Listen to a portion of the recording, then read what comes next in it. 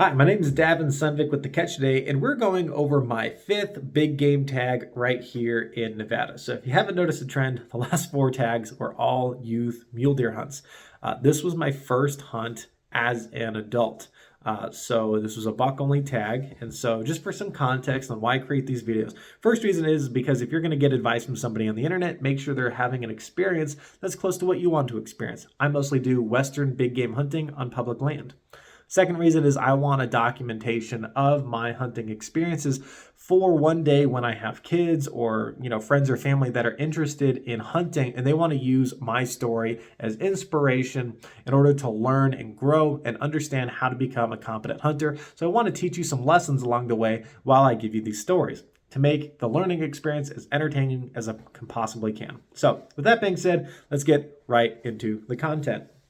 So we always want to start the story where the last one left off. Previously, I had just gotten my third tag filled, my third field tag. It was my fourth tag, but it was the third one that was filled. And that was a big deal for me because the previous one was a miss. And so I'm coming off that one with some confidence. But I did mention, if you watch that video, I don't want to spoil it too much, but I did end up walking up to the animal and it was still alive and it had died right there. And for me, that kind of left an impression of like, okay, my marksmanship really does make a difference on how quickly this animal dies and how ethical the activity I am is, right? Because if I'm sitting here wounding animals that are living for hours beyond the shot, that's not cool. Now this was more like minutes, but when you have kills that are like in the in the seconds range, minutes start to feel a little bit like, I don't know, just bothered me. So I realized that I needed to focus on my marksmanship more, and that I had been doing good, but there's always better, right?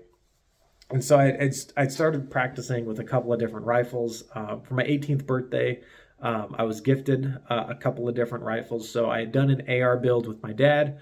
I'd also received a Mosin Nagant.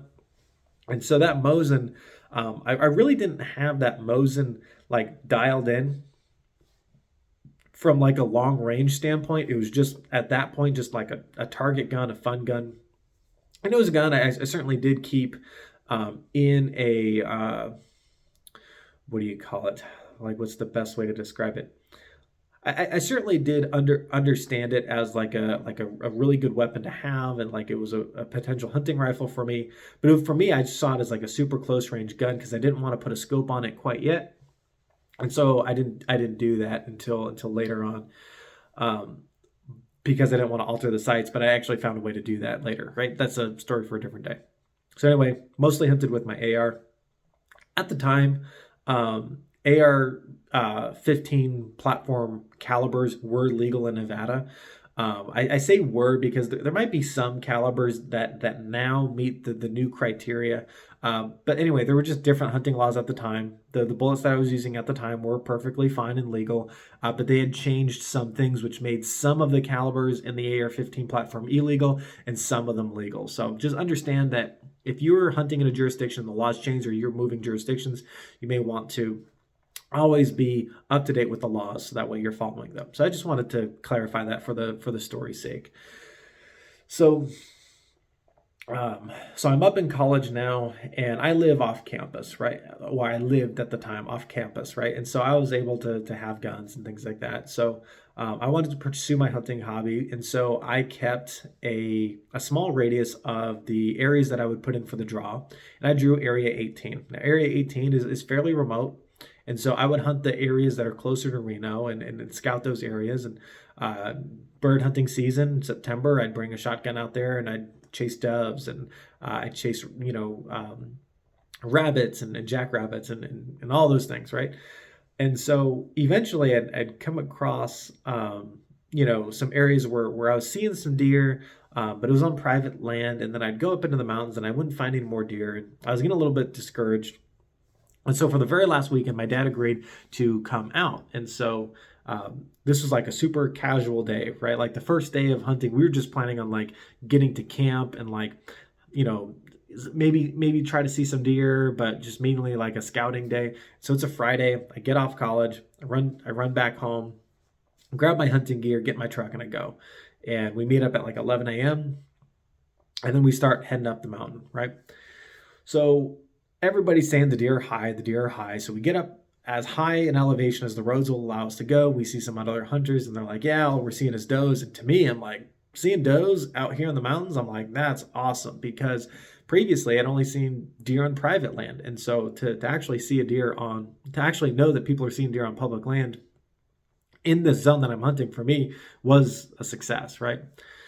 So my dad says, you know what, like let's make a turn down this road. We're gonna drop our elevation just a little bit because there's another road that stays high, and that's the road that these hunters had just came from. And they're like, well, if they're seeing does over there, that's great and all, but they just hunted it, right? So let's get a little bit lower and let's just see what's going on here. And so we get out. My dad starts glass, and sure enough, he finds a buck instantly. I think that was one of those moments for me where I realized my dad was way better at finding deer than I was at this moment in time. And so he finds the deer, no problem, and I get down, and it's like a 200-yard shot, and I've been practicing with my AR quite a bit, so I knew exactly where to hold.